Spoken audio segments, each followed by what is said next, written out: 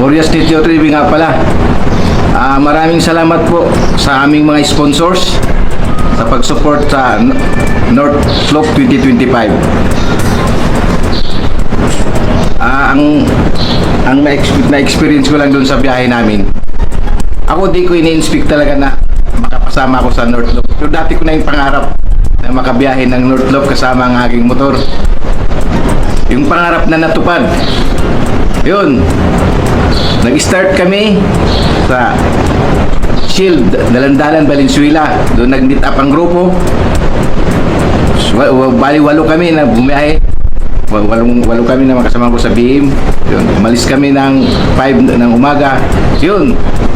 Binaybay namin yung kahabaan ng MacArthur Highway hanggang Giginto, Kalumpit, Bulacan, Sapalit, Pampanga. Nag-arayat kami mga paps. So, yun yung experience ko na yun sa hanggang magandang biyahe namin dahil nandun teamwork, samahan, walang iwanan. Wala kaming iwanan, tapos wala pa nga ubertihan. Ang takbo namin tama lang, hindi mabilis, hindi mabagal. Tapos yun, unang stopover namin sa Kapas Tarlac, yun. Almusal kami doon. Tapos nun, takbo na naman uli. Bumiyahe kami ng Ordanita, Pangasinan. May dinanan kami doon. Saglit, stopover, tapos diretso na ng La Union. Tapos yun. Ako, pagdating sa La Union na ito na, kasi dati nakarating na ako ng La Union. Umpisa La Union, ito na yung maka-excited na ako dahil di ko na alam talaga, di pa ako nakararas papuntang Ilocos Sur. Na, habang tumatakbo kami, nakita ko yung tulay na mahaba. Parang ito na yung Ilocos Sur. Maglampas na ito, nakita ko yung arko na Ilocos Sur. Yun, talagang sabi ko ito na.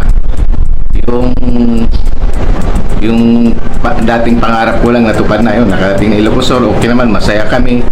Tapos, hanggang diretso na kami ng Bigan, doon na kami natulog.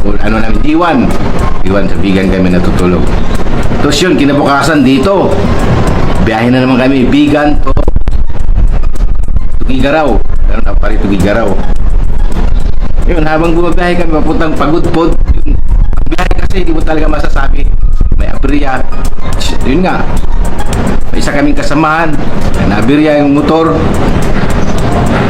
Pinagawa namin, kasi hindi nagawa talaga. Yun nga, malungkot man, pero talagang ayan, di man sinasadya, di man natin talaga maasahan yung mga gano'n.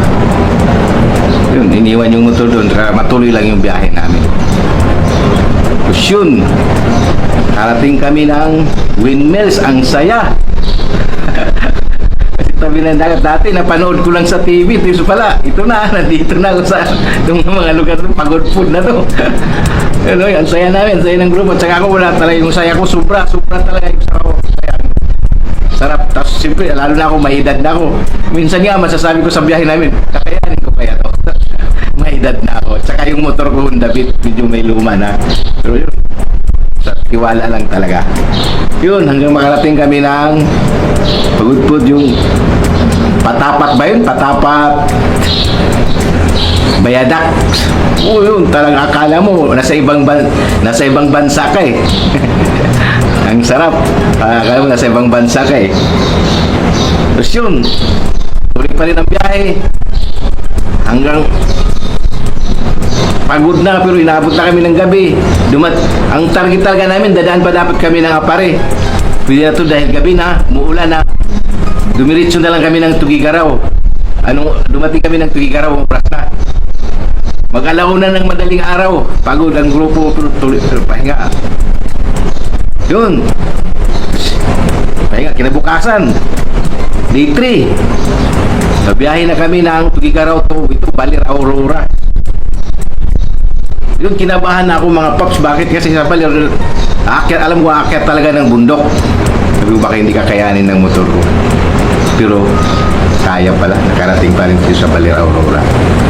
Nakarating pa rin. Tapos, Lord, maraming salamat. Kasi yung motor ko hindi talaga nagloko.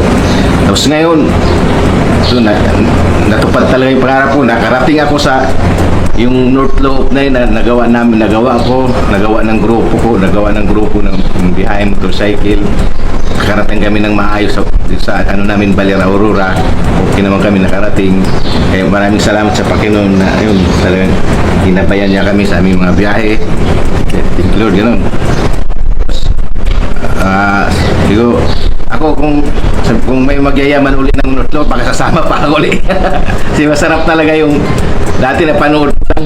Pero ngayon, na-actual talaga na nakarating ako. Kaya maraming salamat. Kaya, mga paps, sana suportahan nyo naman ang mga event ng Behind Motorcycle, ang aming grupo.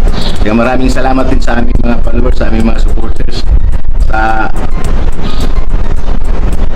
Behind Family Supporters. Maraming salamat din sa mga, ulitin ko, sa aming lahat ng sponsors. Maraming salamat talaga dahil sa inyo natupad ang aming mga mag North Loop. Kung wala kayo, siguro baka din na yun magawa ng North Loop. Muli, maraming salamat po sa inyo. Yan lang po.